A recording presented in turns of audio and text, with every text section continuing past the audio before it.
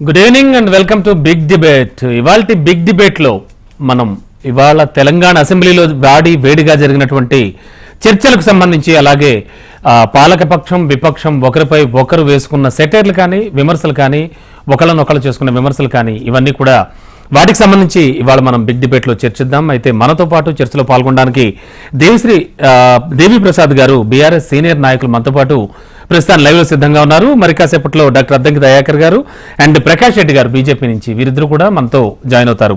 ముందుగా దేవి ప్రసాద్ గారు, good evening. Good evening sir. ఇవాళ జరిగినటువంటి సుదీర్ఘ చర్చలు ఉదయం నుంచి కూడా అసెంబ్లీలో, అంటే గవర్నర్ ప్రసంగానికి సంబంధించి ధన్యవాద తీర్మానంపై జరిగిన చర్చ అంతా కూడా మీరు చూసుంటారు. చాలా వేడిగానే చర్చలు జరిగాయి. మొత్తం దాదాపు ఏ అంశం కూడా వదలకుండా ఇవాళ అసెంబ్లీలో చర్చా కార్యక్రమం అయితే జరిగిందండి.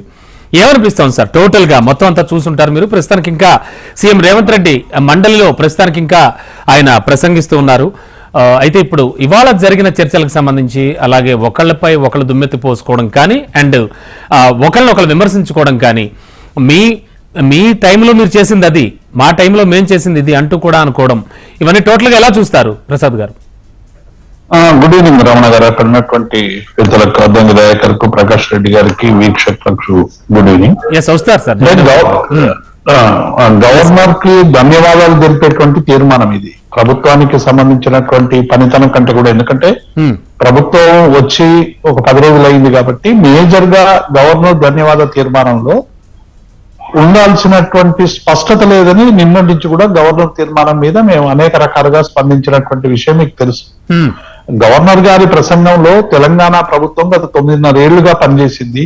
ఈ పనిచేసినటువంటి సందర్భంలో కొన్ని విజయాలు, కొన్నిటికి సంబంధించినటువంటి క్రైటీరియాల్లో తెలంగాణ ముందుకు పోవడం, అట్లాగే ఈ 9.5 ఏళ్ళలో తెలంగాణ ప్రజలకు సంబంధించినటువంటి మౌలిక మార్పు, నీటి విషయంలో, విద్యుత్ విషయంలో, రకరకాల అంశాల విషయంలో సాధించినటువంటి విజయాలు అనేకం ఉన్నాయి.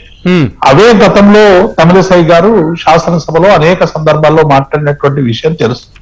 అయితే నిన్న ఏదైనా గవర్నర్ ప్రసంగం అంటే కేబినెట్ ఆమోదం పొందినాకనే గవర్నర్ గారు చదువుతారనేటువంటి విషయం మనకు తెలుసు. అయినప్పటికీ కూడా గవర్నర్ గారు అనేక విషయాలు, గవర్నర్ గారి మనోగతాన్ని కూడా అందులో ఇరికించి మొత్తంగా కూడా ఆ ప్రసంగ పాఠాన్ని బీఆర్ఎస్ పార్టీ మీద, గత ప్రభుత్వం మీద దుమ్మెత్తిపోయడానికి ఉపయోగించారు తప్ప భవిష్యత్తుకు సంబంధించినటువంటి ఆశాజనకమైనటువంటి విషయాలు లేవనేటువంటి విషయాన్ని మేము అనేక సందర్భాల్లో చెప్పాం.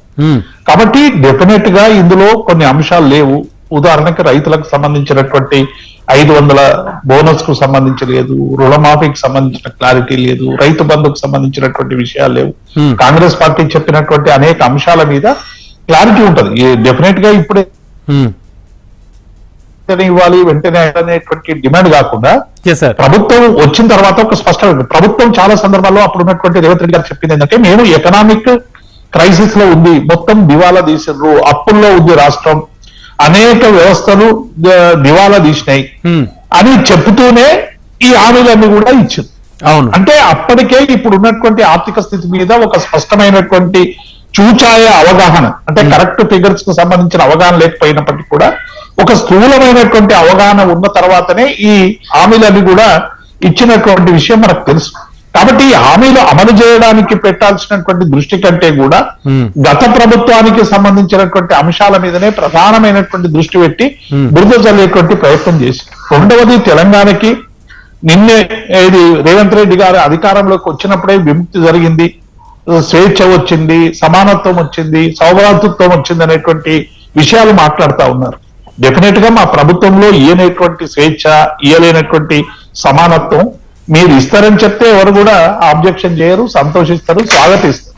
కానీ మొత్తంగా కూడా ఏదో దాస శృంఖలాలు తెగ్గొట్టి మొత్తం కూడా ఒక నిర్బంధ కాండ నుంచి ఒక స్వేచ్ఛ వాయువు వచ్చింది, ఒక జాతి విముక్తి అయినట్టు మాట్లాడేటువంటి మాటలు ఇవి చాలా సత్య దూరం. ఎందుకంటే తెలంగాణ అనేక విషయాల మీద కొట్లాడింది, తనకంటూ ఒక అస్తిత్వాన్ని ఏర్పరచుకున్నది. ఆ అస్తిత్వంతో పాటు అధికారంలోకి వచ్చిన తర్వాత అనేక పనులు చేసినటువంటి విషయం మనకు తెలుసు. అయితే మేము చేసినటువంటి సంక్షేమం, అభివృద్ధి, పీపుల్ ఆకాంక్షలకి అందేలాగా చేయలేకపోయినామని ఏ ఆవేదనతో ఎక్కడైనా భావించి ప్రజలు మమ్మల్ని ఎలా ప్రతిపక్షంలో కూర్చునబెట్టారు. డెఫినెట్ గా ప్రతిపక్షంలో మేము ఒక గౌరవప్రదమైనటువంటి సీట్లు 39 సీట్లు ఇచ్చారు. 2% ఓట్లే మాకు కాంగ్రెస్ పార్టీకి డిఫరెన్స్ ఉన్నాయి. కాబట్టి ప్రజాస్వామ్యంలో 50% కంటే ఎక్కువ వచ్చేటువంటి వాళ్ళు పరిపాలన చేయొచ్చు అనేటువంటి ఏ పార్లమెంటరీ సాంప్రదాయాలు అయితే ఉన్నాయో దాన్ని మేము స్వాగతిస్తున్నాం, స్వీకరిస్తున్నాం, ప్రతిపక్షంగా ఉండదలుచుకున్నాం. అండ్ సార్ పదే పదే సీఎం రేవంత్ రెడ్డి ఒకే విషయం చెప్తూ వచ్చారు. మీరు తెలంగాణ వచ్చాక తెలంగాణకి జరిగిన అభివృద్ధి ఏమిటి, 2014 నుంచి మాత్రమే మాట్లాడుకుందాం, అంతకుముందు పాత రోజులకు వెళ్ళొద్దు, పాత సంవత్సరాల జోలికి వెళ్లకుండా ఇక్కడి నుంచే మాట్లాడదామని పదే పదే చెప్పారు. ఇప్పుడు ఒక్కటండి, కాంగ్రెస్ పార్టీ అధికారంలో ఉంది. తెలంగాణ సంబంధించినటువంటి తెలంగాణ రాష్ట్రం ఎందుకు కావాలని కోరుకున్నాం, ఎందుకు ఉద్యమించడం, ఎందుకు పోరాటం చేసినటువంటి విషయాలు మనకు అందరికీ తెలిసినవే. గత ప్రభుత్వాల్లో ఉన్నప్పుడు కాంగ్రెస్ పార్టీ అధికారంలో ఉంది. సరిగ్గా సరైనటువంటి రీతిలో ప్రజలకు సంబంధించినటువంటి సమస్యలు పరిష్కరించలేక విఫలమైనందునే కాంగ్రెస్ పార్టీని అనేక సందర్భాల్లో ప్రజలు దూరం చేసి వాళ్ళు పార్లమెంట్ సాంప్రదాయాల ప్రకారం ఓటింగ్ లో వాళ్ళకు ఓటేయక వాళ్ళ ప్రతిపక్షంలోనూ తెచ్చి కూర్చునబెట్టినటువంటి విషయాన్ని చూసినాం. కాబట్టి ఇప్పుడు వాళ్ళు వచ్చిందే 10 రోజులు. వాళ్ళ పనితనం మీద అసెస్ చేయడానికి ఇప్పుడు ఏముండదు, చెప్పే మాటల మీద అసెస్మెంట్ తప్ప పనితనం మీద అసెస్ చేసేటువంటి కంప్లీట్ అసెస్ చేసేటువంటి అవకాశం ఇప్పుడు ఉండదు. కాబట్టి డెఫినెట్ గా కాంగ్రెస్ పార్టీ మా మీద ఏదైతే బుద్ధ జల్లేటువంటి ప్రయత్నం చేస్తా ఉందో దాన్ని తిప్పికొట్టడానికి వాళ్ళు ఇందిరమ్మ రాజ్యం తెస్తామని చెప్తా ఉన్నారు కదా. ఇందిరమ్మ రాజ్యం అంటే ఏంది అనేటువంటి విషయంలో లోతులోకి వెళ్లాల్సినటువంటి అవసరం ప్రతిపక్షాలకు ఉంటది. కాబట్టి ఇవి వారు ఒక పిసిసి ప్రెసిడెంట్ గా ఒక పార్టీ బాధ్యుడుగా మాట్లాడినట్టుంది కానీ ఒక ప్రభుత్వ అధినేతగా మాట్లాడినట్టు మాత్రం ఇలా అనిపించలేదు.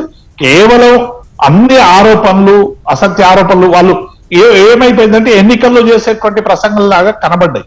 ఎందుకు ఎన్నికల్లో మీరు ప్రసంగాలు చేసినారు, మేము ప్రసంగం చేసినాం, భారతీయ జనతా పార్టీ నాయకులు చేసినారు, అన్ని ప్రజల ముందు పెట్టినాం, ప్రజలు తీర్పిచ్చారు, మీకు అధికారం ఇచ్చారు. ఈ అధికారం ద్వారా ప్రజలకు మేలు చేసేటువంటి విషయాలు, ప్రజలకు ఇచ్చేటువంటి పథకాలు, మీరు ఇచ్చినటువంటి హామీలు, వీటి మీద స్పష్టత ఉండాల్సి పోయి ఏకంగా ప్రభుత్వం మీద, గత ప్రభుత్వం మీద దుమ్మెత్తి పోసేటువంటి ప్రయత్నం చేస్తే డెఫినెట్ గా అంతకు ముందు ఉన్నటువంటి కాంగ్రెస్ పార్టీ కొత్తగా 2023లో రేవంత్ రెడ్డితో మొదలు కాలేదండి. కాంగ్రెస్ పార్టీ ఒక సుదీర్ఘ కాలంగా ఈ దేశంలో, ఈ రాష్ట్రంలో అధికారం ఉంది. అధికారంలో ఉన్నప్పుడు జరిగినటువంటి అనేక విషయాలు వాళ్ళు చెప్తా ఉంటారు కదా, మేము 120 సంవత్సరాల కాంగ్రెస్ పార్టీ 120 సంవత్సరాలు అనేకం చేసినాం, అనేక అద్భుతమైనటువంటి పథకాలు తెచ్చినాం, అద్భుతమైనటువంటి అనేక నిజమే తెచ్చిండ్రు, వాటిని కాదు, వాటిని ఓన్ చేసుకున్నప్పుడు తప్పుల్ని కూడా ఓన్ చేసుకోవాలి కదా. తప్పులు మాత్రం మాయి కావు, విజయాలు మాత్రమే మావి అనేటువంటి సాంప్రదాయం పనికిరాదని ఈ సందర్భంగా మాటల ద్వారా రాజకీయ పరమైనటువంటి విషయాలు చెప్పినాం తప్ప డెఫినెట్ గా రేవంత్ రెడ్డి గారు తన టెన్యూర్ లో చేయాల్సినటువంటి అనేక విషయాలు చేయాలి. కొన్నిటి విషయం మీద క్లారిఫికేషన్స్ కూడా ఇచ్చారు. అవును, పౌర సరఫరాలకు సంబంధించి అప్పుల విషయంలో ప్రచారంలో దాని క్లాసిఫికేషన్స్ ఇచ్చారు. మాట్లాడు అంటే మీరు ఎంత మేరకు అప్పులు అనేటువంటి విషయాన్ని ప్రస్తావనకు తీసుకొచ్చి ఈ ప్రభుత్వం అంతా దివాలా తీస్తుందని మాట్లాడుతా ఉన్నారు. అప్పులతో పాటు క్రియేట్ చేసిన అసెట్స్ కూడా చెప్పండి, క్రియేట్ చేసినటువంటి ఆస్తుల వివరాలు కూడా చెప్పండి, ఇన్ఫ్రాస్ట్రక్చర్ చెప్పండి. మీరు ఒకవేళ ఇందులో అవినీతి ఏదైనా జరిగి ఉంటే చర్యలు తీసుకోమని కూడా చెప్పినటువంటి సందర్భాన్ని చూసాం. కాబట్టి ఇలా ప్రతిపక్షమైన పాలకపక్షమైన ఇద్దరు ప్రజల కోసం పనిచేయాల్సినటువంటి అవసరం ఉంది. తెలంగాణలో చాలా ఆస్పిరేషన్ తో ఈ ప్రభుత్వం కూడా అధికారంలో వచ్చింది. కానీ చర్చ సందర్భంగా, అంటే అసెంబ్లీలో తొలి రోజు జరిగినటువంటి చర్చ సందర్భంగా నిజంగా అంత కన్స్ట్రక్టివ్ గా ఆ సంభాషణలు కానీ చర్చలు కానీ జరిగాయి అనే విషయం ఇంకా డిస్కస్ చేద్దాం. బిగ్ డిబేట్ ఇవాల్టి అసెంబ్లీ సమావేశాల్లో భాగంగా గవర్నర్ ప్రసంగానికి ధన్యవాద తీర్మానంపై చర్చలో భాగంగా ఇవాళ పాలక విపక్షాలు మొత్తం చాలా వేడి చర్చ జరిగింది. దానికి సంబంధించి మనం ఇవాళ డిస్కస్ చేస్తూ ఉన్నాం. మనతో పాటు దేవిప్రసాద్ గారు బీఆర్ఎస్ సీనియర్ నేత, అలాగే డాక్టర్ అద్దంకి దయాకర్ గారు TPCC general secretary, and Prakash Reddy గారు బీజేపీ రాష్ట్ర కార్యదర్శి, వీరు ముగ్గురుతో కూడా మాట్లాడుతూ ఉన్నాం ప్రస్తుతానికి. Sir good evening once again, love you అండి. అండ్ దయాకర్ గారు, టోటల్ గా చూస్తే కనుక ఒక ఇవాల్టి మొత్తం అసెంబ్లీ సమావేశాల తీరుతెన్నులు చూసుంటారు. ఐ థింక్ ఇంకా మండలిలో సీఎం రేవంత్ రెడ్డి మాట్లాడుతూనే ఉన్నారు. అండ్ ఇవాల్టి టోటల్ చర్చల సారాంశం ఏమనిపిస్తోంది మీకు, ఏం చెప్తారు దయాకర్ గారు? గుడ్ ఈవినింగ్ మిత్రమా, ఇద్దరు పెద్దలకు కూడా. అంటే సభ ఇప్పుడు ఒక పర్ఫెక్షన్ తో నడుస్తున్నది. గతంలో ఇట్లాంటి ప్రజాస్వామ్య సంస్కృతి లేదు. ఇప్పుడు ప్రతిపక్షాన్ని కూడా బలంగా ప్రశ్నించే స్థితికి చాలా శాసనసభ రావడం అనేది తెలంగాణ అసెంబ్లీ గర్వపడుతుంది నా దృష్టిలో. గతంలో మొదటి రోజు నుంచి కూడా అదే అణచివేత ధోరణి ఉండే, ప్రజలు ఆ అణచివేతను వ్యతిరేకిస్తూనే ఇలా కాంగ్రెస్ పార్టీకి అవకాశం ఇచ్చిండు. మొదటి రోజున అధికార పక్షం కంటే కూడా విపక్షం బలంగా తన వాణిని వినిపించేందుకు అవకాశం కల్పించినందుకు స్పీకర్ గారికి ప్రత్యేక ధన్యవాదాలు. అట్లనే బీజేపీ తనదైన ముద్ర, అటు ఎంఐఎం కూడా, అంటే ప్యూర్ డెమోక్రటిక్ ఏరియా మాదిరిగా మనకు ఇలా అసెంబ్లీ కనబడ్డది. ఇట్లనే కొనసాగాల్సిన అవసరం ఉంది, కానీ కొంచెం ఏమంటాం అంశాల మీద కాకుండా రాజకీయాల కోసం మాట్లాడడం వల్లనే కొంత గాడి తప్పుతున్నట్టుగా కనబడుతుంది. ఎజెండాను పక్కకు తీసేస్తే ఇవాళ ఏ అంశం వదిలేశారో ఒకసారి చెప్పండి. తెలంగాణలో జరిగినటువంటిది అన్ని అంశాలపై ఆల్మోస్ట్ ఆల్ చర్చించారు కదా. సరే, ఆ తొందర ఏంటంటే విపక్ష పాత్ర సమర్థవంతంగా పోషించాలనే ఒక ఆతృత కనపడ్డది, మనకు అది స్వాగతిద్దాం. అవును, ఎందుకంటే ఇదే స్పిరిట్ ను కొనసాగించండి. కానీ ఏది గతంలో జరిగిందంతా మంచి జరిగింది, ఇప్పుడు ఇంకా మేము ఏం చేయకముందే మీరే తప్పు అనేటట్టుగా చర్చ జరిగితే ప్రజలు నవ్వుపోదురు కాక. ప్రభుత్వం మొదలే కాలే, పథకాలు అమలే కాలే, ఇంకా మొదలైతున్నది. చట్టాన్ని శాసనసభలోనే చేస్తాం, ఏది 6 గ్యారెంటీలు. అవును, రేపటి రోజున ప్రత్యేకంగా విపక్షాల నోట్స్ కూడా తీసుకొని వాటిని విస్పష్టంగా చర్చించిన తర్వాత నిర్ణయాలు ఉంటాయి. డెఫినెట్ గా తొందరపడాల్సిన అవసరం లేదు. ఇంకా ప్రతిపక్ష నేత రాలేదు, ప్రతిపక్ష నేత ఇంకా సమస్యల్లోనే ఉన్నాడు. వారు తొందరగా కోలుకొని సభకు ఒక నిండుతనం తెస్తే మరింత మంచిదని నేను ఆలోచిస్తున్నాను. డెఫినెట్ గా వాళ్ళిద్దరు ఎవరు, మన కేటీఆర్ అండ్ హరీష్ రావు ఈరోజు మంచిగా పెర్ఫార్మెన్స్ చేసి, కానీ అధికార పక్షంలో ఉన్నట్టు ఫీల్ అవుతుంటది. కొంచెం ఆలోచించుకుంటే అంతా సజావుగానే జరుగుతుంది. అది అప్పుడప్పుడు అటు అప్పుడప్పుడు ఇటు అనేది కామన్ కదా. మరి 10 ఏళ్ల పాటు వాళ్ళు చేసిందంతా చెప్పాలి కదా, చెప్పారు. అది 10 ఏళ్ల పాటు చేసేది 5 ఏళ్ల పాటు కూడా చెప్పుకోవచ్చు. ఒకటే సెషన్ లో అంతా చెప్పాల్సిన అవసరం కూడా లేదు కదా. ఓకే, సో గత ప్రభుత్వాలని వాళ్ళు ఆంధ్రప్రదేశ్ కంటే ముందు పోతుంది, అంటే ఆంధ్రప్రదేశ్ ఏర్పాటు కంటే ముందు పోతుంది. కాంగ్రెస్ పార్టీ ఇట్లా చేసింది అట్లా చేసిందని. అవును, ఆంధ్రప్రదేశ్ లో గతం కంటే వాళ్ళు ఉన్నప్పుడు దానికంటే కూడా. సో అది కొంత కొత్తగా కనిపించింది. అప్పుడే దూకుడు పెంచారా నాయన అని అందరూ అనుకున్నప్పుడు కూడా ఇది అవసరమైన దూకుడా, అవసరం లేని దూకుడా అనేది ప్రజలు గమనిస్తారు. సో దానివల్ల ఏమైంది, మళ్ళీ మాలాంటి నాయకులు కానీ లేకపోతే ఇతర నాయకులు కానీ సభ ఏతర స్పందించాల్సిన పరిస్థితి తెచ్చుకోదు. ఓన్లీ సభ గౌరవప్రదంగా జరగాలి, ప్రజా సమస్యల మీద జరగాలి అనేది నా యొక్క ఆలోచన కూడా. అంటే ఒక బాధ్యతాయుతమైనటువంటి పదవిలో ఉన్నటువంటి సీఎం స్థాయి మాటలు అనదగ్గవి కాదు అంటూ కూడా కేటీఆర్ పదే పదే అన్నారు. అంటే ఒక టీపీసీసీ చీఫ్ గా అనుకుని ఆయన మాట్లాడుతున్నారా అని కూడా ఆయన అన్నారు. టీపీసీసీ చీఫే సీఎం, అదే వాగ్దానాలతోనే అధికారంలోకి వచ్చినాం, అవే మాట్లాడతాం. ఇప్పుడు వాళ్ళు 10 కమాండ్మెంట్స్ అని వాళ్ళు ఫస్ట్ వచ్చిన తర్వాత అవే వాళ్ళ సభలో తెచ్చిండ్రు, అవే చర్చకు తెచ్చిండ్రు, మిగతా అవేవి తేలి. అట్లనే మా ప్రభుత్వ ప్రయారిటీస్ కూడా పార్టీ ప్రయారిటీస్ ఉంటాయి. పార్టీ ప్రయారిటీస్ ఎక్కడి నుంచి వచ్చినాయి, ప్రజల నుంచి వచ్చినాయి. రీసెర్చ్ టీమ్ రీసెర్చ్ చేసిన తర్వాత ప్రజలు ఏం కోరుకుంటున్నారు అనే అంశాల మీద ఎన్నికలకు పోయింది. వాళ్ళు ఏమో ఇచ్చిండ్రు, వాళ్ళ ప్రయారిటీస్ పక్కకు పోయి వాళ్ళు మళ్ళీ మాగాయిలో పడ్డారు. వాళ్ళు 2500 ఇస్తారా మహాలక్ష్మి కింద, మేము 3000 ఇస్తామని. వాళ్ళు 500 రూపాయలు గ్యాస్ బండకి ఇస్తుండ్రా, అయితే మేము 400 ఇస్తామని. పెంచే కాడ పెంచి, తగ్గించే కాడ తగ్గించి రమారమి మా మేనిఫెస్టోనే పోలిన మేనిఫెస్టో ఉన్నది. వాళ్ళ దాంట్లో రైతు బంధు అనేది కొనసాగించాలనుకున్నాం కాబట్టి దాన్ని మరింత విస్తృతి చేసినాం. దాన్ని అంటే కౌలు రైతులకు పెంచినాం, వ్యవసాయం చేసేటోళ్లకు ఇవ్వాలనుకున్నాం. అట్లాంటి ప్రజలు నమ్మింది. ఇప్పుడు విద్యార్థులకు మేము నిరుద్యోగులకు ఇలా ఉద్యోగాలు ఇస్తామని చెప్పాను. నిరుద్యోగ భృతితో పాటు వాళ్ళు చదువుకోవడానికి అవకాశాలు కల్పిస్తామని చెప్పి 5 లక్షలు యువ భరోసా ఇచ్చినాం. అవన్నీ కూడా యువత నమ్మింది. ఇలా మహిళలకు సంబంధించి మహాలక్ష్మి కాదు, ఉచిత బస్సే కాదు, 200 యూనిట్ల వరకు మేము చట్టరూపం తెచ్చుకుంటాయి.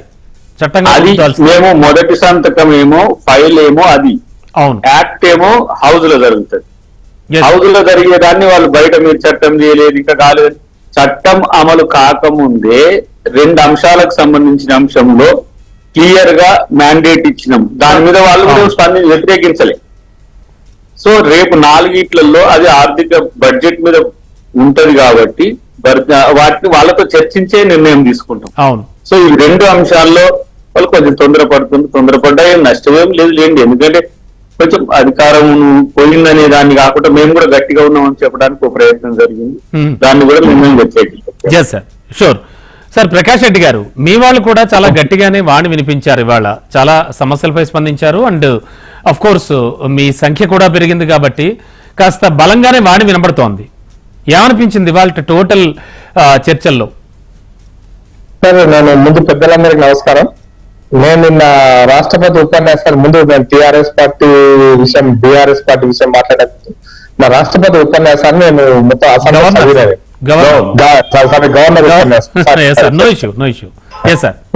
ఉపన్యాసం చదివాను. గవర్నర్ ఉపన్యాసంలో సరే వాళ్ళు కాంగ్రెస్ పార్టీ గురించి ఏం చెప్పుకున్నారు ఏంది పక్కన పెడితే 2 ముఖ్యమైన అంశాలను కోట్ చేస్తాయి సందర్భంగా.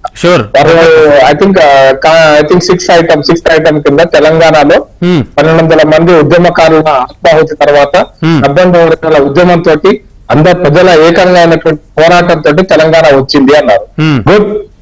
కానీ ఇచ్చిన వాళ్ళు చెప్తారు, వచ్చింది కదా తెలంగాణ వచ్చింది, మరి ఇచ్చిన వాళ్ళ పేరు చెప్తారు. అంటే తెలంగాణ సుఖ్యాతి వచ్చిందా ఇస్తే వచ్చిందా? ఈ ప్రశ్నకు 2వ పనులు ఏం చెప్తారంటే మన్మోహన్ సింగ్ గారి ప్రభుత్వం, సోనియా గాంధీ గారి ఇనిషియేటివ్, యూపీఏ చైర్పర్సన్ గా, మరి అప్పుడు ప్రతిపక్షం కూడా ఉంది కదా, సుష్మా స్వరాజ్ గారు సపోర్ట్ చేస్తారు కదా బిల్లు పాస్ కదా. మరి అంటే నేను ఎందుకు చెప్తున్నా అంటే ఈ అర్ధసత్యాలను ఈ సభ్యులు అదే విషయాన్ని లేవనెత్తారు కూడా ఖచ్చితంగా సుష్మా స్వరాజ్ గారి నేను అనుకుంటున్నా అర్ధసత్యాలని చెప్పారు కానీ అసత్యం అంటే అర్ధసత్యాలని చెప్పారు. ఒకటి అనుకోండి భిన్నమైన వాదన వినిపించారు. ఒక వాదన ఏంటంటే ప్రజల యొక్క పోరాటంతో తెలంగాణ వచ్చింది, రైట్? ప్రజల పోరాటంతో వచ్చింది. స్వతంత్ర పోరాటం కూడా ప్రజల పోరాటంతోనే వచ్చింది. బ్రిటిష్ వాళ్ళు ఇవ్వలేదు. బ్రిటిష్ వాళ్ళు ఇస్తే ఇప్పుడు సోనియా గాంధీ ఇచ్చింది. సోనియా గాంధీ ఇవ్వలేదండి. సోనియా మౌంట్ బాటన్ ఇనిషియేటివ్ తోటి భారతదేశ స్వతంత్రం వచ్చింది అని అనలేం కదా. మహాత్మా గాంధీ నాయకత్వంలో, కాంగ్రెస్ పార్టీ నాయకత్వంలో దేశ ప్రజలందరూ కూడా మనకోసం దేశ ప్రజలందరూ కూడా పార్టీలకు అతీతంగా, సిద్ధాంతాలు, భావజాలకు అతీతంగా స్వతంత్రం అవ్వాలనుకున్నారు. అట్లాగే తెలంగాణ ఉద్యమంలో కూడా మేము రైట్ అంతే ఈక్వలెంట్ గా left CPI ML party, Janasena party, Janashakti party ఉద్యమంలో ఉంది. జేఏసీలో పోరాటం చేసాం, టీఆర్ఎస్ తో కలిసి ఉన్నాం మేము. ఉద్యమ భావజాలం భిన్నమైన భావజాలం. మాకు జనశక్తి పార్టీకి టోటల్ గా కాంట్రాస్ట్ భావజాలమే భిన్నమైన భావజాలం. కలిసి రాజకీయ జేఏసీలో కలిసి పనిచేసాం. కాబట్టి పోరాటానికి ఈ ఫలితానికి అటు టీఆర్ఎస్ పార్టీ, ఇటు కాంగ్రెస్ పార్టీ మేము సాగుముట్ట తీసుకొచ్చినారు. కేసీఆర్ గారు ఇస్తే మా సోనియాన్ని ఇస్తే వచ్చిందని చెప్పి కాంగ్రెస్ వాళ్ళు. అంటే సమాజం లేదు, తెలంగాణ ప్రజలు లేరు, తెలంగాణ పోరాటం లేదు, ఇవన్నీ వృధా, ఇవన్నీ బేస్ట్ అన్నప్పుడు మరి ఊరికే బిల్లు పెట్టి అప్పుడేదో 2011లో 2004 కాంగ్రెస్ పార్టీ రాగానే సార్ అంటే అధికారంలో ఉన్న కాంగ్రెస్ పార్టీయే ఖచ్చితంగా తెలంగాణ ఇచ్చిందనేది మాత్రం కాదనలేని నిజం కదా. నేనేమంటున్నా అంటే సార్ అధికారంలో ఉన్న పార్టీ తెలంగాణ బిల్లు పెట్టింది, తెలంగాణ వచ్చింది, ప్రజల యొక్క పోరాటంతో వచ్చింది, కరెక్ట్. ఇప్పుడు సాగునట్ల తలకాయ పెడితే నేను వచ్చిందని కేసీఆర్ గారు, లేకపోతే మేము ఇస్తేనే వచ్చిందని కాంగ్రెస్ పార్టీ. రెండింటికంటే భిన్నంగా తెలంగాణ ప్రజలను గౌరవించండి, తెలంగాణ ప్రజల యొక్క పోరాటాలను గౌరవించండి మాత్రమే చెప్పదలుచుకున్నట్టు నెంబర్ 1 పాయింట్. నెంబర్ 2 మీరు ఇంతకుముందు చెప్పారు దయాకర్ గారు కూడా మరి సీరియస్ గా నేను అంతేలే కానీ టీఆర్ఎస్ పార్టీ పెద్దమంది అన్నారు వాళ్ళు 5 సంవత్సరాలు చెప్తూనే అన్నారు, చెప్పుకున్నది మీరు చెప్పినారన్నారు. అని కొత్తగా చెప్పేది 10 సంవత్సరాల నుంచి గదే చెప్తున్నారు. మేము ఇచ్చేసినాం, మేము అది చేసినాం, 3 లక్షల ఎకరా, 1 కోటి ఎకరాల మంది చేసినాం, కొట్టుకున్నాం. ఇది 5 ఏళ్ళ నుంచి ఇదే రామారావు ఇది మళ్ళీ అసెంబ్లీ అదేంటండి కొత్తగా ఈ రోజు కొత్తగా చెప్పాల్సిందే ఉంది. కేటీఆర్ గారు కావచ్చు, హరీష్ రావు గారు కావచ్చు, కొత్తగా చెప్పేది మొన్న ఎన్నికల్లో అదే చెప్పారు కదా, వాళ్ళ మేనిఫెస్టోలు అదే చెప్పారు కదా. మీరు పతాక శీర్షికలో కోట్ల రూపాయల ప్రజాధనాన్ని ఉపయోగిస్తున్న 10 కోట్ల రూపాయల ప్రజాధనాన్ని దుర్వినియోగం చేసి పేపర్లలో రోజు అడ్వర్టైజ్మెంట్ ఇచ్చారు కదా ప్రభుత్వం, అంటే ఎన్నికలు రాకముందు. అవన్నీ కూడా మేము చేసిన చెప్పుకోవడానికే కదా. కోట్ల రూపాయలు, 100 కోట్ల రూపాయల ప్రజాధనాన్ని ఆ విధంగా పేపర్ల ద్వారా, టీవీల ద్వారా ప్రజలకు చెప్తున్నారు కదా. ఇలా కొత్తగా చెప్పేది ఉంది. ఓటమి పొందింది ఎందుకనేటువంటి దాంట్లోంచి వాళ్ళు గుణపాఠం నేర్చుకొని చెప్పాల్సిన అంశాలు మార్చాలి. ఇంకా అధికారంలో ఉన్నామని చెప్పడం కాదు, మేమేదో అధికారాన్ని కోల్పోయిన అక్కస్తని మాట్లాడాల్సిన అవసరం లేదు. ఎందుకు ఓడించారు ప్రజలు, తెలంగాణ ప్రజలు బీఆర్ఎస్ పార్టీ అనే దాని మీద వాళ్ళు విశ్లేషణ చేసుకొని ఆ మార్గంలో కనుక వాళ్ళు మాట్లాడితే బాగుంటుంది అనేది నా అభిప్రాయం అండి. Sure, sir. Sure, sir. చాలా క్లారిటీగా చెప్పాను అనుకుంటున్నాను సరే, క్లారిటీగా చెప్పాను అనుకుంటున్నా. కాబట్టి బీఆర్ఎస్ పార్టీ ప్రధాన ప్రతిపక్షంగా ఏ పాత్ర పోషించాలో ఆ పాత్ర పోషించకుండా మేము గతంలో చేసినాము, తలకాయ సాగు నోట్లు తలకాయ పెట్టినాము, లేదా మేము కాళేశ్వరం కోటి ఎకరాలు కాబట్టి వాళ్ళు చెప్తున్నారు చేసింది 5 ఏళ్ళు చెప్పిన తర్వాత 10 ఏళ్ళు చెప్పినాక అది మీరు చేసింది పనికిరాంటి అని చెప్పి ప్రజలు చెప్తారు కదా, కాదని చెప్పారు కదా, మా ఆకాంక్షలకు అనుగుణంగా లేదని చెప్పారు. డెఫినెట్ ఇవాళ బిగ్ డిబేట్ లో మనతో పాటు దేవిప్రసాద్ గారు బీఆర్ఎస్ సీనియర్ నేత, అలాగే డాక్టర్ అద్దంకి దయాకర్ గారు TPCC general secretary Prakash Reddy గారు బీజేపీ రాష్ట్ర కార్యదర్శి, వీరితో మనం డిస్కస్ చేస్తున్నాం. ఇవాళ అసెంబ్లీ కార్యకలాపాలకు సంబంధించి మాట్లాడుతూ ఉన్నాం. సార్ దేవిప్రసాద్ గారు, టోటల్ గా ఇవాళ జరిగినటువంటి అసెంబ్లీ సమావేశాలకు సంబంధించి అలాగే అవన్నీ కూడా మనం చర్చిస్తూ ఉన్నాం. అండ్ అద్దంకి దయాకర్ గారు చెప్పింది కానీ అండ్ ప్రకాష్ రెడ్డి గారు చెప్పింది కానీ మీరు వినుంటారు. అంటే ఒక అది విపక్షంలో ఉన్నట్టుగా లేరు, అంటే ఒక ప్రధాన ప్రతిపక్షంగా లేరు, ఇంకా అధికారంలో ఉన్నాం అనుకునే మాట్లాడుతున్నారు కేటీఆర్ అంటూ కూడా చెప్తూ ఉన్నారు అద్దంకి దయాకర్ గారు కానీ ప్రకాష్ రెడ్డి గారు కానీ. అంటే ఏమిటంటే ఇవాళ జరిగినటువంటి చర్చలో మీరు గమనించింది ఏమిటి ప్రధానంగా? ఇప్పుడు ఒక్కటి అంటే అధికారం కోల్పోయి బీఆర్ఎస్ పార్టీ దాదాపు 10 రోజులు అవుతుంది, వాళ్ళ అధికారానికి వచ్చి 10 రోజులు అయింది. పరిణామ క్రమంలో ఈ పరిణామం చెప్తా ఇవాళ రేవంత్ రెడ్డి గారు కూడా మీ ప్రభుత్వం అట్లా చేసింది, మీ ప్రభుత్వం అట్లా చేసింది అని 5-6 సార్లు చెప్పిండు. ఆ తర్వాత గత ప్రభుత్వం అనే మాట తర్వాత వచ్చింది. సహజంగానే ఈ గవర్నర్ ప్రసంగంలో ఉన్నటువంటి అనేక అంశాలు ఇంతకుముందు పెద్దలు ప్రకాష్ రెడ్డి గారు లేవనెత్తినటువంటి అంశాలు కావచ్చు, లేకుంటే అందులో ఉన్నటువంటి అంశాలు కావచ్చు, తెలంగాణకు సంబంధించినటువంటి అంశాలు ఏవైనా తడిగినప్పుడు డెఫినెట్ గా అర్ధ సత్యాలు అయినప్పుడు వాటిని డిఫెండ్ చేసుకునేటువంటి అధికారం ఆయా రాజకీయ పార్టీలకు ఉంటది. కాబట్టి మీరు తెలంగాణకు సంబంధించినటువంటి అంశం కావచ్చు, లేకుంటే అభివృద్ధికి సంబంధించినటువంటిది కావచ్చు, సంక్షేమానికి సంబంధించి కావచ్చు, ఇవన్నీ కూడా ప్రజల ముందు పెట్టాము. ఇంతకుముందు గారంటే ప్రజల మీద తీర్పిచ్చారు, కానీ ప్రజలు తీర్పు అనేటువంటిది పూర్తిగా బీఆర్ఎస్ పార్టీ ఏం చేయలేదు, 0 స్థాయికి తీసుకురాలేదు. ప్రజలు 5 స్థానాల్లో 6 స్థానాల్లో 3 స్థానాల్లో ఇస్తే నిజంగానే ప్రకాష్ రెడ్డి గారు అన్నట్టు టోటల్ డిస్ట్రక్షన్ అని అనుకుంటాం. కానీ ఇలా వచ్చిన ఓటింగ్ పర్సంటేజ్ కూడా మీరు ఒక్కసారి పరిశీలిస్తే బొటాబొట్టిగా ఇలా ఎన్నికల్లో జరిగినాయి. మేం చెప్పిన దానికంటే కూడా కాంగ్రెస్ పార్టీ చెప్పినవి, కాంగ్రెస్ పార్టీ ఇచ్చిన హామీలు ప్రజల్లో బాగా నాటుకపోయినాయి. అట్లాగే మా పరిపాలనలో ఉన్నటువంటి కొన్ని లోపాల వల్ల డెఫినెట్ గా ప్రజలు కాంగ్రెస్ వైపు తిరిగిండ్రు అనేటువంటి మాట వాస్తవం, అందులో ఏమి లేదు. కానీ చేసినటువంటి విషయాలు, జరిగినటువంటి అంశాలు కూడా అవి జరగలేదు అనేటువంటి ఒక అభూత కల్పన ద్వారా గోబెల్స్ ప్రచారం చేసి వాటి మీద ఏదో చేయడం అనేటువంటిది ఇది సరికాదని చెప్పి అలా కేటీఆర్ గాని హరీష్ రావు గారు అన్నారు. హరీష్ రావు గారు కేటీఆర్ ఫ్రస్ట్రేషన్ తో మాట్లాడలేదు. సివిల్ సప్లైకి సంబంధించినటువంటి 50,000 కోట్ల అప్పు ఉందని పుంకాలుగా రాస్తా ఉన్నారు. 50,000 కోట్లలో 30,000 కోట్ల ప్యాడీ అక్కడ ఉంది, 17,000 కేంద్ర ప్రభుత్వం నుంచి కేంద్ర ప్రభుత్వం ఎఫ్సిఐ నుంచి ట్రాన్సాక్షన్ అయ్యేటువంటి ఉంది. కాబట్టి 47,000 కోట్లకు సంబంధించినటువంటి అట్లే ఉన్నాయి, ఇది 50,000 చూపిస్తా ఉన్నారని చెప్పారు. ఎలక్ట్రిసిటీ గురించి కూడా వారు చెప్పినటువంటి విషయాలు ఉన్నాయి. కాబట్టి ప్రభుత్వం ఇవాళ అధికారంలోకి వచ్చింది, వారు అనేక అంశాలు చేస్తామని చెప్పినారు. అంశాల మీద ప్రధాన దృష్టి పెట్టమని అడుగుతా ఉన్నారు, అంతే తప్ప మీరు ఆ పాత చెప్పినా కొద్దీ వాళ్ళు చదువుతుంటే మేము చదువుతుంటాం. దీనివల్ల ప్రయోజనం ఏం చెప్పండి? ఇప్పుడు ఈ 2014 నుంచి మేము అధికారంలో ఉన్నాము, అధికారంలో ఉన్నప్పుడు మేము చేయలేని పనులు, మేము రీచ్ అనేటువంటి సెక్షన్స్ ఇవన్నీ కూడా మేము అడ్రస్ చేస్తామని మీరు అధికారంలోకి వచ్చారు. కేటీఆర్ గారు కూడా చాలా సార్లు 2004 నుంచి 14 వరకు జరిగింది ఏమిటి అనేది ప్రస్తావిస్తూ వచ్చారు. ఇప్పుడు అందులో ఎందుకు వచ్చింది ఈ ప్రస్తావన? అంటే వాళ్ళు చెప్పిన అనేక అంశాలు కూడా కాంగ్రెస్ పార్టీ ఒక సుదీర్ఘ కాలం ఒక రాజకీయ అనుభవం ఉన్నటువంటి పార్టీ, అనేక సార్లు అధికారంలో ఉన్నటువంటి పార్టీ, ఈ ఉమ్మడి రాష్ట్రంలో కావచ్చు, భారతదేశంలో కావచ్చు, అనేక సమస్యలు పరిష్కరించేటువంటి స్థాయిలో ఉన్నటువంటి పార్టీ. అటువంటి పార్టీ సరైనటువంటి రీతిలో పరిష్కరించలేదని ఉమ్మడి రాష్ట్రంలో కూడా దయాకర్ దగ్గర నుంచి మేమందరం కూడా అందరూ పోరాటం చేసి తెలంగాణ తెచ్చుకున్నటువంటి తెలంగాణని ఎట్లా అభివృద్ధి చేయాలనేటువంటి మీద రెండు విభిన్నమైనటువంటి అంశాలున్నాయి. మా విధానంతో మేము ముందుకు పోయినాం, వాళ్ళు ఈ విధానం సరికాదు, ఇంకొక విధానం, ఇంకొక పాత ఎన్నుకోవాలని వాళ్ళు చెప్తా ఉన్నారు. మేము ధరణి అంటే వాళ్ళు భూమాత అంటున్నారు, మేము ఇంకొకటి అంటే వాళ్ళు మేము సౌభాగ్యలక్ష్మి అంటే వాళ్ళు మహాలక్ష్మి అంటున్నారు. ఇట్లా రకరకాల సమస్యలతో విభిన్న కోణాలతో ముందుకు పోతున్నటువంటి అంశం చూస్తా ఉన్నాం. కాబట్టి ఇలా మేమేదో ఫ్రస్ట్రేషన్ పోయి చెప్పడం కాదు, డెఫినెట్ గా ఒక బలమైనటువంటి ప్రతిపక్షంగా ఉన్నాం. 39 స్థానాలు ఇలా ప్రజలు మాకిచ్చారు. ఆ గొంతుగా వాళ్ళు ఇచ్చినటువంటి బలంతోని ప్రభుత్వం చేస్తామని చెప్పినటువంటి అంశాల మీదనే మాట్లాడుతున్నాం తప్ప ప్రభుత్వం ఈ 10 రోజులలో ఏం చెయ్యలేదు, ఏమి చెయ్యదు అనేటువంటిది కాదు. గత అనుభవాలు దృష్టిలో పెట్టుకొని అనేక అంశాలు మాట్లాడి సీఎం రేవంత్ రెడ్డి పదే మేనేజ్మెంట్ కోటాలో రాలేదు మేము ఎవరు కూడా, మీరు మేనేజ్మెంట్ కోటాలో వచ్చిన వాళ్ళంటూ పదే ప్రస్తావిస్తూ వచ్చారు. ఇప్పుడు అట్లా మాట్లాడడం అవమానించడం కదా రమణ గారు. ఎందుకంటే కేటీఆర్ గారు నామినేటెడ్ ఎమ్మెల్యేనో ఎమ్మెల్సీ కాదు, వారు ప్రజాక్షేత్రంలో నిలబడి గెలిచినటువంటి అభ్యర్థి. ప్రతి సంవత్సరము ప్రతి ఎన్నికల్లో పోటీ చేసి దాదాపు 4 సార్లు 5 సార్లు వాళ్ళు ఎన్నిక కాబడ్డారు. మా హరీష్ రావు గారు 7వసారి ఎన్నిక కాబడ్డాడు.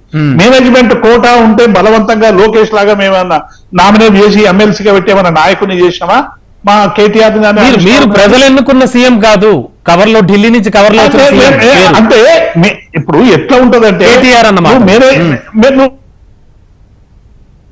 మేనేజ్మెంట్ కోట డెఫినెట్ గా నువ్వు ఢిల్లీ కోట అని అంటారు, అనాల్సి వస్తుంది కదా. ఇప్పుడు ఆయన మాట్లాడిన దానికి ప్రతిస్పందనగా వచ్చినటువంటి మాటలు, వాళ్ళు మాట్లాడిన మాటలే మేము మళ్ళీ మాట్లాడన్నా చర్చలలో కూడా మాట్లాడ. ఇప్పుడు అక్కడ కేటీఆర్ ను దృష్టిలో పెట్టుకొని ఆయన మేనేజ్మెంట్ కోట అన్నాడు. మేనేజ్మెంట్ కోట అంటే మీది ఢిల్లీ కోట అని అన్నాం. మనం డెఫినెట్ గా దాన్ని అంగీకరించాం. రాజనరసింహ గారు కూడా లేచి మాట్లాడి మేము ఏఐసిసి ఎట్లా చెప్తే వాళ్ళ ప్రొసీజర్స్ ప్రకారం ఈ విషయం మేము చెప్పింది కాదు, కోమటిరెడ్డి వెంకటరెడ్డి చెప్పిండని చెప్పి కూడా దాన్ని కూడా వివరణ ఇచ్చారు. కాబట్టి ఇవన్నీ కూడా స్పందనకు ప్రతిస్పందనలు తప్ప వెంటాడే పద్ధతులు కావు. డెఫినెట్ గా మేము ప్రధాన ప్రతిపక్షంలో ఉన్నాం, ప్రతిపక్ష పాత్ర పోషిస్తాం. ప్రభుత్వం మంచి పనులు చేస్తే స్వాగతిస్తాం, ప్రభుత్వం వంకర నడక అడుగులు తప్పటి అడుగులు వేస్తే అవి సరి చేయడానికి ప్రయత్నం చేస్తాం, అవసరమైతే వాటికి సంబంధించినటువంటి కార్యాచరణకు పోతాం. షూర్ సార్ దయాకర్ గారు, ముఖ్యంగా మరో 10 ఏళ్ల పాటు మేమే పాలిస్తాం అంటున్నారు.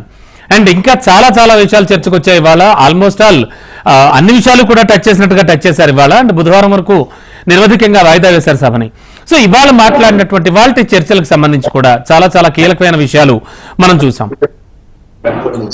ఇదే వాడి వేడి ఉంటది, ఇదే ప్రజా సమస్యల సంబంధించిన అంశాల చర్చ ఉంటది. అన్నిటికంటే ముఖ్యంగా మారిన ప్రభుత్వం యొక్క తీరును గమనించకుండా మేము ప్రభుత్వంలోనే ఉన్నాం, ఇట్లనే పోతాం అని అంటే దానికి భవిష్యత్తు కాలం సమాధానం చెప్తుంది. అవును, ఎందుకంటే అవన్నీ ప్రాక్టీసెస్ కాంగ్రెస్ చెయ్యనివి కాదు, కాంగ్రెస్ కొత్త ఏమి కాదు. వాళ్ళు 9 సంవత్సరాలు పరిపాలించిన సరే 10 సంవత్సరాలు చెప్పుకుంటున్నారు, కానీ ఆ 10 సంవత్సరాలు కాదు ఈ రాష్ట్రాన్ని దాదాపు 40 సంవత్సరాల పైచిలకు పాలించిన చరిత్ర ఉంది కాంగ్రెస్ పార్టీ. లేకపోతే ఏదో బీఆర్ఎస్ కంటే జూనియర్ పార్టీ కాంగ్రెస్ పార్టీ కాదు, తాతలు తగ్గులు నేర్పినట్టున్నది వీళ్ళు మాట్లాడుతుంటే ఇద్దరు. కాబట్టి రేవంత్ రెడ్డి గారు కొత్తగా ముఖ్యమంత్రి అయింది కాబట్టి ఏదో దూకుడు లేడు, కూల్ గా ఉన్నాడు అని అనుకుంటే రేపు సినిమా చూస్తారు డెఫినెట్. కాబట్టి దానికి ఎందుకు తిరగబోయే ముందు రుచులు ఎందుకు అన్నట్టు హరీష్ రావు గారు కూడా అన్నది ఏమిటంటే ఇప్పుడే గొంతు నొక్కితే ఫ్యూచర్ లో సమావేశాలు ఎలా జరుగుతాయి, ఎలా మేము అసెంబ్లీ సమావేశాలు చూసినోడు వాళ్ళ గొంతు నొక్కినట్టుందా, వాళ్ళ గొంతు చించుకున్నట్టుందా ఒకసారి చూడవనండి. లైవ్ డిబేట్స్ కూడా జరిగినాయి కదా, షార్ట్ నోట్స్ జరిగినాయి, లాంగ్ డిబేట్స్ జరిగినాయి. అంటే వాళ్ళ గొంతు చించుకున్నట్టుందా, గొంతు నొక్కినట్టుందో చూడాల్సిన అవసరం ఉంది. అవతల మండలిలో ముఖ్యమంత్రి గారు అడ్రస్ చేయాల్సిన అవసరం ఉంది. అవతల కూడా గౌరవ పెద్దలుగా ఉండే సభ్యులంతా కూడా they are waiting for the CM.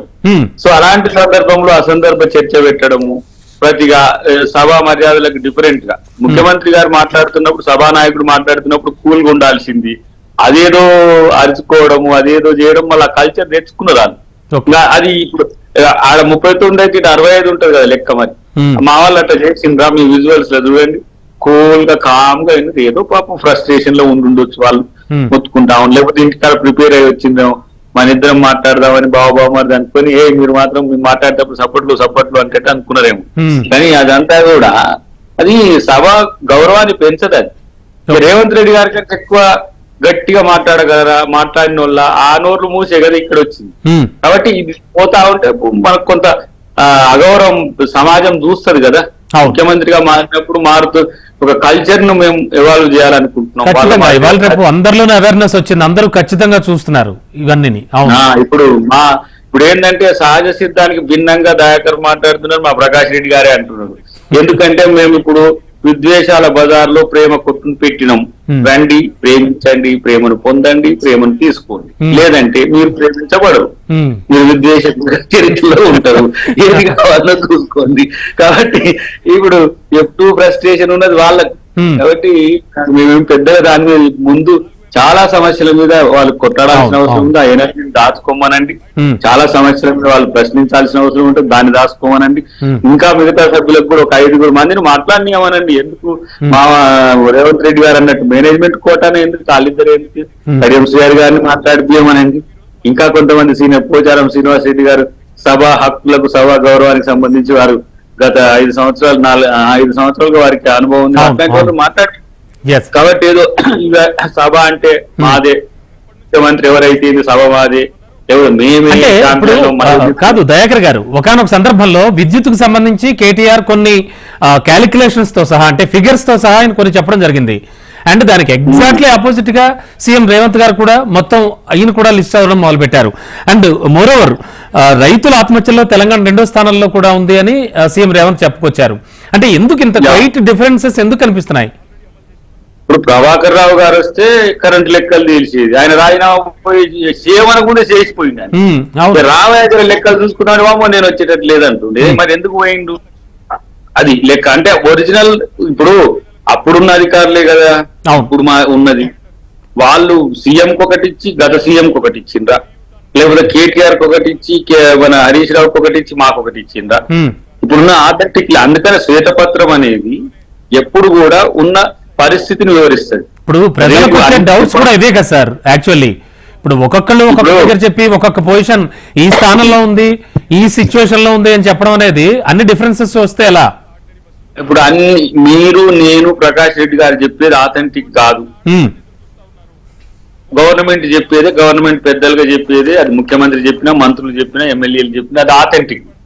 వాళ్ళు ఇచ్చే సమాచారం మాకిస్తే మేము చెప్పేది ఇది ప్రభుత్వ గెజిట్ ప్రకారం వచ్చిందని చెప్తాం, లేకపోతే జీవో ప్రకారం వచ్చిందని చెప్తాం. అవును. ఇప్పుడు ప్రభుత్వం చెప్తున్నది అంటే ఇది వాస్తవాలు కాదని క్రాస్ చెక్ చేసుకోమని పబ్లిక్ డొమైన్ లో కూడా పెడతాం కదా, వాళ్ళ మాదిరిగా దాచుకోం కదా. ఏదో ఇంట్లో పుట్నాలు దాచుకున్నట్టు మొత్తం జీవోలన్నీ దాచుకున్నారు వాళ్ళు ఇన్ని రోజులు. పారదర్శకంగా వైట్ పేపర్ ఆల్ డిపార్ట్మెంట్స్ కూడా రివ్యూ చేస్తాం, రివ్యూ రిపోర్ట్స్ పెడతాం, టోటల్ గా ఎకనామిక్ రిపోర్ట్ పెడతాం. ఒక శ్వేత పత్రాన్ని ప్రభుత్వం తరపున మా ఆయా శాఖల్లో ఈ జరిగిన అభివృద్ధిది, జరిగిన నష్టం ఇది కూడా. అవును, ఇప్పటికే రివ్యూస్ చేసినటువంటి శాఖలకు సంబంధించి బయట పెడుతూ ఉన్నారు విషయాలు. అవును, మంచి జరిగితే మంచి చెప్పకుండా చెడు చెప్తామా? ఓకే. ఫర్ ఎగ్జాంపుల్ కొన్ని విషయాల్లో నేను పాజిటివ్ కూడా చెప్పలేక కాదు, వాటిని చెప్పేటప్పుడు వాళ్ళు ఎంపవర్ చేసుకోవాలి. ఇగో మనోడు ముందు చూస్తే మీరు ఇంత పెద్ద పెద్ద వెనకటికి సినిమాలలో పోస్టర్లు పట్టుకొచ్చి చూపిస్తా ఉండే హౌస్ లో. ఇక మరి ఇప్పుడు మా కాడ ఉన్న రిపోర్ట్స్ కూడా అట్లా పెట్టాం ఎట్లా? కాబట్టి అది ఆథెంటిక్ గా ఉంటాయి. రెండోది అతి ముఖ్యమైన చెప్తాం, ఇప్పుడు దేవిప్రసాద్ గారు కానీ, ప్రకాష్ రెడ్డి గారు కానీ, మేము కానీ we are the advocates to the our parties and governments. ఆ పరిస్థితి వచ్చినప్పుడు వారు బీజేపీ గురించి, ప్రభుత్వం గురించి ఏమన్నా వస్తే వారు చెప్పుకుంటారు, ఈ ప్రభుత్వం గురించి వస్తే నేను చెప్తా, గత ప్రభుత్వం గురించి వస్తే దేవప్రసాద్ గారు చెప్పి ఇప్పుడు ప్రభుత్వం చేస్తున్న కానీ విమర్శిస్తారు. ఒక హక్కు ఎక్కువనే ఉంది వాళ్ళు. కానీ నేనేమంటున్నా అంటే సభా గౌరవాన్ని పెంచే విధంగా చర్చలు ఉంటే అది అందరికీ మంచిది. సభా గౌరవాన్ని తగ్గించే విధంగా ఉంటే మంత్రులు, ముఖ్యమంత్రి స్థాయి నాయకులు తగ్గితే ప్రజలు హర్షించరు. సో మనం ప్రతిపక్షంలో ఉన్నప్పుడు అంటారు కదా ఏమైనా మాట్లాడవచ్చు అని చెప్పి, ఏమి మాట్లాడినా అది కౌంటే. ప్రతిపక్షంలో ఉండి మాట్లాడినా మేము మాట్లాడింది అప్పట్లో భట్టి విక్రమార్క గారు, రేవంత్ గారు వీళ్ళంతా కూడా మాట్లాడేవారు. నేను ఇప్పుడు ఏమంటున్నా, ఎండ్ ఆఫ్ ది కన్ఫ్యూజన్, ఇప్పుడు మనం ఒక మేనిఫెస్టోను పెట్టుకున్నాం మేము, అది ప్రభుత్వ మేనిఫెస్టోగా మారింది, అది మీది కూడా ఇప్పుడు. ఎందుకంటే మీ మేనిఫెస్టోను మీరు అమలు చేసేటప్పుడు మీది కాకుండా మిగతా ఎందుకు తెచ్చామని ప్రశ్నించినాం. తెచ్చిన వాటిల్లో మంచిగా జరిగింది, చెడుగా ప్రశ్నించింది. ఇప్పుడు మాది 6 గ్యారంటీలతో పాటు డిక్లరేషన్స్ ఉన్నాయి 6, తర్వాత మేనిఫెస్టో ఉంది. అవును. ఇవి అమలు చేయమని కొట్లాడండి. గత ప్రభుత్వాలు అంటే బట్టి గారు లేచి చెప్పేది మళ్ళా అక్కడికి ఎందుకు పోతుండ్రు అని చెప్పి. అంటే తెలంగాణ ప్రభుత్వం ఒకటి ఏర్పడ్డది, దానికి మొట్టమొదటిగా మేమే దానికి బాధ్యులం. తర్వాత ఇప్పుడు మీ ప్రభుత్వం ఏర్పడ్డది అన్నట్టుగా లేదు. అయినా ఇప్పుడు నేనేమంటా సరే విమర్శలకు సమాధానం చెప్పడం ఒక చర్చ అయితే, డెఫినెట్ గా రేపటి రోజున ఒక ఏమంటాము అభివృద్ధి సంక్షేమం ప్రాతిపదికన జరిగే ప్రభుత్వ పరిపాలనలో తప్పులు మీరు ఎత్తి చూపండి, మేము వాటిని గ్రహిస్తాము, మేము వాటిని రిసీవ్ చేసుకుంటాము, తప్పులు జరిగితే వాటిని సరిదిద్దుకుంటాం. ఇంకా మీరు మేము చేస్తున్న పనుల స్థాయి రాకపోతే అవగాహన కల్పిస్తాం. లేదు ఇంకా పెద్ద ఎల్డర్స్ ఉంటారు, కొంతమంది సివిల్ సొసైటీ ఉంటది, వాళ్ళ నుంచి వచ్చే సూచనలు కూడా తీసుకుంటాం. మరింత మెరుగైన పాలనకు మేము ప్రయత్నం చేస్తాం. ప్రకాష్ రెడ్డి గారు, ప్రెసెంట్ ఉన్నటువంటి సిచ్యువేషన్ లో ఇవాళ మనం అసెంబ్లీ కార్యకలాపాలకు సంబంధించి మాట్లాడుకుంటూ ఉన్నాం. టోటల్ గా అంటే ఇక ముందు కూడా అసెంబ్లీ సమావేశాలు ఇలాగే కొనసాగే అవకాశం కనిపిస్తుందా? అంటే పాలక ప్రధాన ప్రతిపక్షాల మధ్యలో ఏమనిపించింది వాళ్ళంతా చూస్తే కనుక? అండ్ బీఆర్ఎస్ తీరు మాత్రం మారట్లేదు, ఏది ఏమైనా అంటున్నారు సీఎం రేవంత్ రెడ్డి. ముందు ఒక విషయం చెప్తే, ఇప్పుడు ఇంతకుముందు ఒక ఎగ్జాంపుల్ గానే చెప్తున్నా, సివిల్ సప్లైస్ గురించి ఇంతకుముందు చెప్పారు. ఇప్పుడు అభ్యర్థి దగ్గర ఒక మాట అన్నారు, ప్రభుత్వం చెప్పిందే ఫైనల్, ప్రభుత్వం దగ్గర ఖైదాలు ఉంటాయి, చెప్పిందే ఫైనల్. ఒకసారి ప్రభుత్వం కూడా ఉద్దేశపూర్వకంగా తప్పు చెప్పినప్పుడు ప్రతిపక్ష పార్టీగా ప్రభుత్వాన్ని నిలదీసి, ప్రభుత్వం తప్పు చెప్తే పార్లమెంటరీ సాంప్రదాయాలకు, శాసనసభ సాంప్రదాయాలకు అనుగుణంగా జైల్లో నోటీస్ ఇవ్వచ్చు, మంత్రుల మీద నోటీసులు ఇవ్వచ్చు, తప్పు సమాచారం సభకు చెప్పినందుకు సీరియస్ నోటీస్ కూడా ఇచ్చే అవకాశం కూడా ఉంది. ఇవ్వచ్చు. మేము గతంలో కూడా అనేక సందర్భాల్లో మేము ఇచ్చేదానికి ట్రై చేసినాం, కానీ టీఆర్ఎస్ పార్టీలో వాళ్ళు శాసనసభ బయట నొక్కి పెట్టినారు, శాసనసభ లోపల కూడా తొక్కేస్తారు, ఏ కమిటీస్ వేయకుండా. ఉదాహరణకి గొర్రెల పైసలు కిషన్ రెడ్డి గారు అన్నారు, కానీ కేంద్ర ప్రభుత్వం నిధులు ఇస్తుందంటే ఏ కాల పైసలు ఎవరు సీఎం అన్నప్పుడు మేము ప్రశ్నించాం. ఏ కాల పైసలు కాదు, ఎన్ని పైసలు లెక్క చెప్పినారు. సివిల్ సప్లైస్ గురించి కూడా ఈ రోజు చర్చకు వచ్చింది కాబట్టి చెప్తున్నా. సివిల్ సప్లైస్ రివ్యూ చేశారు కదా ఈ రోజున. సివిల్ సప్లైస్ రివ్యూలో చాలా స్పష్టం, సివిల్ సప్లైస్ ఎంపీఏ మేము టీవీ చాలాసార్లు చెప్పినాం, నాన్ పర్ఫార్మెన్స్ అసెట్ కింద ఒక బ్యాంక్ డిక్లేర్ చేస్తే తప్పనిసరిగా ఇంకో బ్యాంక్ పోయి రాష్ట్ర ప్రభుత్వం యొక్క అసెట్స్ ను కుదరబెట్టి అప్పు తీసుకొచ్చినారు. ప్రభుత్వం అప్పు కట్టలేని పరిస్థితి వచ్చింది సివిల్ సప్లైస్ కార్పొరేషన్. అట్లాగే మార్కెట్ మొత్తం దివాలా తీసింది. మార్కెట్ అసలు ఒకప్పుడు మార్కెట్ అంటే అద్భుతమైనటువంటి సంస్థ, అది దివాళానికి అడ్రస్ లేకుండా మార్కెట్ ఒక దివాలా సంస్థగా మారిపోయింది. కాబట్టి ఇటువంటి సమాచారం సభ ముందు చెప్పినప్పుడు అధికార పక్షాలు కూడా స్పష్టమైనటువంటి లెక్కలతో రావాలి, ప్రతిపక్షం కూడా లెక్కలు తప్పులు చెప్తే మనం కూడా అధ్యయనం చేయాలి, తప్పు లెక్కలు చెప్తే ప్రభుత్వాన్ని ప్రశ్నించవచ్చు. ప్రభుత్వాన్ని వివిధ రూపాల్లో శాసనసభలో మన మంత్రులను కూడా నిలదీసే అధికారం శాసనసభలో మనకు శాసనసభ రూల్స్ అండ్ రెగ్యులేషన్స్ మనకు కల్పించినాయి. కాబట్టి మేము ఇచ్చేస్తాము. మీరు సింపుల్ గా చెప్పేసి 27,000 కోట్ల రూపాయల ఓట్లున్నాయి, 17,000 కోట్ల రూపాయలు కేంద్ర ప్రభుత్వం ఇవ్వాలి కాదు సార్. ఈ తప్పు సమాచారం చెప్పి అందుకోసం చెప్తారు. తప్పు సమాచారాన్ని గత ప్రభుత్వంలో ఉన్నటువంటి నాయకులు తప్పుడు సమాచారం అందుకోసం చెప్తున్నా. ఎఫ్సీఐకి సంబంధించిన సివిల్ సప్లైస్ కార్పొరేషన్ ఎఫ్సీఐ 17,000 కోట్లు ఇవ్వాలంటున్నారు. ఎఫ్సీఐ 17,000 కోట్లు అంటే నబార్డు అప్పించింది వడ్లు కొనడానికి. 30 కోట్ల వడ్లు ఎందుకు రాష్ట్ర ప్రభుత్వం, అప్పుడు ప్రభుత్వం నాయకులు చెప్పాలి కదా, 30,000 కోట్ల రూపాయల వడ్లు ఏడున్నాయి, ఎవరి దగ్గర ఉన్నాయి, ఎవరి దగ్గర కూడా ఎన్నికల మొదల ఏ రకమైన టెండర్లు వేయాలనుకున్నారు, ప్రజలందరూ చెప్తారు. మేము చెప్పినా కదా ప్రజలందరికీ ఆ కాలం ఉందా. అంటే ఒక చిన్న ఉదాహరణ చెప్తాను, సివిల్ సప్లైస్ కార్పొరేషన్ కాదు, market okay, civil supplies okay కాదంటలేదు. కాకపోతే రైతులకు సంబంధించి కూడా కొంత కీలక చర్చ జరిగింది ఇవాళ. అంటే రైతుల ఆదాయం విషయంలో చూస్తే 25వ స్థానంలో ఉంది అంటున్నారు తెలంగాణ. అందుకోసం అందుకోసం చెప్తాను సార్, రైతుల దగ్గరికి వస్తున్నాను. ఇప్పుడు బీఆర్ఎస్ కాంగ్రెస్ ప్రభుత్వం ఒక వాగ్దానం చాలా స్పష్టంగా మేనిఫెస్టో చదవండి, పుస్తకం చదవండి, లేదా వాళ్ళ గ్యారెంటీ చదవండి. మహిళలందరికీ 2,500 4,000 ఇది ఇస్తామని చెప్పారు. అందరికీ నేను టీవీ డిస్కషన్ కూడా ఇంత ముందు మేనిఫెస్టో వచ్చినప్పుడు తెలుగు అడిగాను, అందరికంటే ఇన్కమ్ ట్యాక్స్ పే చేసే వాళ్ళకు కూడా, రాష్ట్ర ప్రభుత్వ ఉద్యోగులకు కూడా, రాష్ట్ర ప్రభుత్వంలో డిజిటల్ ఆఫీసర్స్ కూడా విధానాలు రూపొందిస్తారు. మనం కంగారు ఎన్నికల సందర్భంగా మీరు మహిళలందరికీ అనే పదాన్ని ఉపయోగించినప్పుడు విధి విధానాలు అర్హులైన పదం ఉపయోగిస్తారా లేదా చెప్పండి. చేయాలంటారు. చెయ్యకుండా ఇప్పుడు పెట్టించినట్టు కాంగ్రెస్ ప్రభుత్వం అంటున్నా. ప్రజలను అనేక ఈ 6 గ్యారెంటీల పేరు మీద ప్రజలను మోసం చేసినట్టున్నా. మీరు గత ప్రభుత్వం ఇచ్చినటువంటి రైతు బంధు కొనసాగిస్తూనే కౌలు రైతులకు ఇస్తాము, రైతు కూలీలకు కూడా ఇస్తామన్నారు. చట్టాలు చేస్తా ఉంటున్నారు. నేనేమంటున్నాడు సార్, మేము చట్టాలు చేస్తామని చెప్పారా, మేము ఇస్తామని చెప్పారా, చట్టాలు చేస్తామని చెప్పారా? మీరు అందుకోసం ఆల్రెడీ 2 అమలు పరుస్తున్నారు వాళ్ళు. నేనేమంటున్నాను సార్, 2 అమలు పరుస్తున్నప్పుడు చట్టాలు దాంట్లో విధి విధానాలు నేను అందుకోసం ఎందుకంటే ఒక సామెత ఇప్పుడు తెలంగాణలో 3 సామెత ఉంది. పటేల్ కుంటే 10 నాగాలు అయితే 6 గంట 3 అయితే 1 అన్నాడు, 1 ఎక్కడ తులపోతా పొద్దుంది. కానీ అట్లా మీరు చెప్పినటువంటి 100 మందికి చెప్పి 50 మందిని స్క్రీన్ చేసి 30 మందికి చెప్పి 10 మంది వాడుకుంటే ఇట్లే ఉంటుంది పరిస్థితి. అందుకోసమని ఇది ఈ రకమైనటువంటి వాగ్దానాలు, తప్పుడు వాగ్దానాలతోటి మీరు గతంలో వచ్చారు కాబట్టి ఈ వాగ్దానాల మీద శాసనసభ ఫైనల్ గా క్వశ్చన్ చెప్పండి. అంటే ఫ్యూచర్ లో అసెంబ్లీ సమావేశాలు తెలంగాణలో ఇలాగే కొనసాగే అవకాశం ఉందా? అంటే వాద ప్రతివాదనలతో ఆఫ్ కోర్స్ అంటే ఈ క్యాలిక్యులేషన్స్ కావచ్చు, లేకపోతే సర్వేలు కావచ్చు, అండ్ ఇలాగే కొనసాగచ్చు అంటారా? ఏమనిపిస్తోంది ఫైనల్ గా? నేను ఒక మాట చెప్తాను సార్, గౌరవప్రదమైనటువంటి చర్చలు జరగాలి. ప్రభుత్వాన్ని ప్రతిపక్షంగా నిలదీస్తాం. ప్రభుత్వం సరైన సమాచారాన్ని ప్రజలకు ఇవ్వాలా, శాసనసభ ద్వారా ఇవ్వాలి ప్రజల కోసం సమాచారం. శాసనసభ ఇప్పుడు సీక్రెట్ డాక్యుమెంట్ కాదు. ఇప్పుడు శాసనసభలో మొత్తం లైవ్ వస్తుంది, ప్రశ్న అడిగిన దానికి లైవ్ వస్తుంది, అడిగిన దానికి. అయితే పరుష పద్యాలం గత ప్రభుత్వం 10 సంవత్సరాల బీఆర్ఎస్ ప్రభుత్వం చేసినటువంటి పరుష పద్యాలం మాత్రం ఉండకూడదని నేను కోరుకుంటున్నాను. ఎందుకంటే గతంలో కాంగ్రెస్ ప్రభుత్వం అన్నప్పుడు నాకు గుర్తు చేస్తాను సార్. దేవిప్రసాద్ గారు, ఫ్యూచర్ అసెంబ్లీ సమావేశాలు చర్చలు ఎలా జరుగుతాయి? ముఖ్యమంత్రి చంద్రబాబు నాయుడు ఒక మాట కంప్లీట్ చేయండి. 3 రోజుల సభ ఆగిపోయింది, 3 రోజుల సభ ఆగిపోయింది. రోసయ్య గారు ఎర్రగడ్డ ఒక మాట ఉన్నందుకు 3 సభ ఆగిపోయింది. అంటే నేను ఏమంటే పదాలు చిన్న పదమే, అన్పార్లమెంటరీ కూడా కాదు, అన్పార్లమెంటరీ పదం కూడా అనలేదు. కాబట్టి అన్పార్లమెంటరీ పదాలు శాసనసభలో రాకుండా శాసనసభ్యులు అందరూ గౌరవప్రదమైన వ్యక్తులే. ప్రతిపక్షాలు గౌరవం శాసనసభ్యులు అనే వాళ్ళకు గౌరవం ఇచ్చి అధికార పక్షం ఉంటే ప్రతిపక్షం కూడా అదే విధంగా చర్చ కొనసాగించాలి. తద్వారా ప్రజలకు ప్రయోజనం పొందాలని నేను కోరుకుంటాను. Sure sir. సార్ దేవిప్రసాద్ గారు, ఖచ్చితంగా మనం ఈ డిస్కషన్ మొదలు పెట్టినప్పుడే అద్దంకి దయాకర్ గారు మాట అన్నారు, చాలా ప్రజాస్వామ్యయుతంగా చాలా అద్భుతంగా నడిచింది ఇవాళ అసెంబ్లీ, అందరికీ కూడా మాట్లాడే ఛాన్స్ వచ్చింది అని.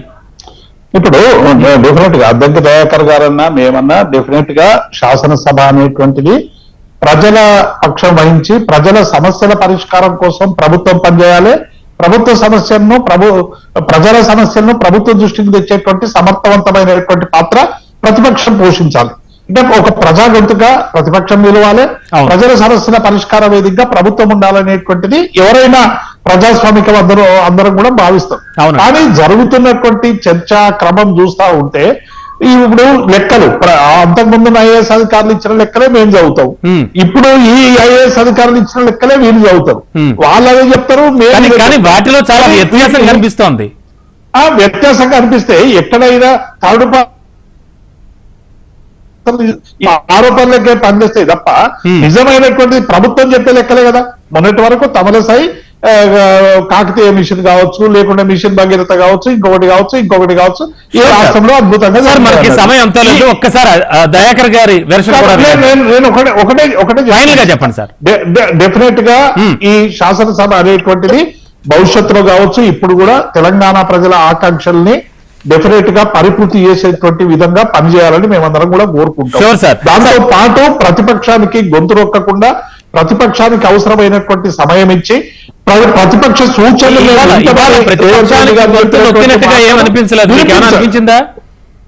ఇప్పుడు గవర్నర్ తీర్మానం మీద మాట్లాడేటువంటి సందర్భంలో గతంలో కూడా అనేక మందికి అవకాశాలు ఇచ్చారు. మా కేసీఆర్ చాలా మంది మాట్లాడేటువంటి అవకాశం ఉన్నప్పటికీ కూడా మరి మీరు ఇస్తలేరు, ఒక్కరే మాట్లాడాలంటే ఇబ్బంది అని హరీష్ రావు గారు పాయింట్ ఆఫ్ ఆర్డర్లు ఏవైనా కూడా ఇవ్వలేదు. కాబట్టి ఇవన్నీ కూడా సభలో జరిగేటువంటి విషయాలు డెఫినెట్ గా ఇవన్నీ ప్రజల కోసం కంక్లూడ్ చేస్తూ చెప్పండి. Sure sir. ప్రసాద్ ప్రతిపక్షం అంటే కేటీఆర్ ఒక్కడే కాదు, అసలు ప్రతిపక్ష నాయకుడు ఆయన కానీ కాదు. అయినా ప్రతిసారి లేచి ఆయనే మాట్లాడుతుంటే ఇంకా సభ్యులు లేరా? ఇటువైపు ఉన్నోళ్ళందరూ ఇటువైండు. అదే ప్రజాస్వామ్యమా? లేకపోతే అలా బావ వీళ్ళిద్దరే ఉన్నారు ఇక దాంట్లో. ఇటువైపు ఎంతమంది మాట్లాడుతుండ్రు, ఏం మాట్లాడుతున్నారు ముఖ్యమంత్రి అంటే మిగతా సీనియర్స్ కి ఛాన్స్ అడిగిండు టైము. నేను ఏమంటున్నా అంటే మీకు ఉన్న టైం ను ఒక 5 ఈక్వల్ షేర్స్ గా చేసుకోండి. లేదు మేజర్ ఇప్పుడు రేపు కేసీఆర్ గారు వచ్చింది అనుకోండి, ఒక 1 అవర్ టైం ఉంది అనుకోండి, 1.5 అవర్ అడగండి. ఆయనకు 1 అవర్ ఇచ్చి 30 మినిట్స్ ఇంకో మీరు ముగ్గురు మాట్లాడండి.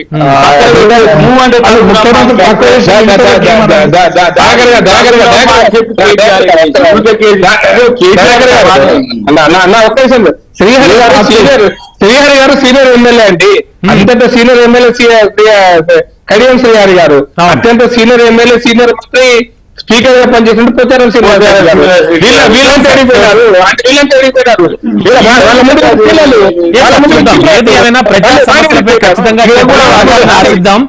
Sure sir, thank you. చర్చలో పాల్గొన్నందుకు ముగ్గురికి కూడా థ్యాంక్ యూ సో మచ్ అండి. సో ఇది వాళ్ళ బిగ్ డిబేట్. చూస్తూనే ఉండండి HM TV.